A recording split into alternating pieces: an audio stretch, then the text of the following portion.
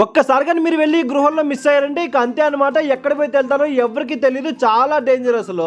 మొన్న తాడిపత్రి వెళ్ళినప్పుడు ఎలాగో ఖాళీగానే ఉన్నాం కదా అని చెప్పేసి దగ్గరలో ఉన్న బెలూన్ కేవ్స్ దగ్గరకి అయితే బయలుదేరాము. మేమున్న రామాపురం దగ్గర నుంచి జస్ట్ 5 కిలోమీటర్స్ దూరంలోనే ఈ బెలూన్ కేవ్స్ ఉంది. స్టార్టింగ్ ఒక పెద్ద లోయలాగా ఉంది, మెట్లు దిగి లోపలికి వెళ్ళాము.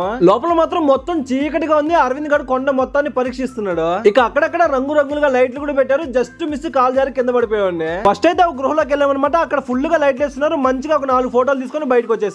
దాని తర్వాత ఊడల మర్యాని ఇంకో గృహలోకి వెళ్ళాము. అక్కడైతే స్వయంగా వెలిసిన శివుడు ఉన్నాడు. నాకైతే చూడంగానే గుండె జల్లుమనింది. ఇంత పెద్ద గృహలో ఎక్కడా నీళ్ళేవన్నమాట, ఒక్క శివుడి దగ్గర మాత్రమే ఉన్నాయి. దాని తర్వాత కోటి లింగాలనే ఇంకో గృహలోకి వెళ్ళాము. అక్కడైతే ఇలాంటి చిన్న చిన్న శివలింగాలు కోటికి పైనే ఉన్నాయి. చాలా బాగా అనిపించింది. అక్కడక్కడ ఇలాంటి పైప్ లైన్లు ఉంటాయి అనమాట. వాటి నుంచి చల్లగా గాలి వస్తుంటుంది. సమ్మగా పిలుచుకోవచ్చు, లేదంటే ఖచ్చితంగా పైకి పోతాము. అలాగే ఈ గృహలోంచి డైరెక్ట్ గా యాగంటి వరకు దారి ఉందంట.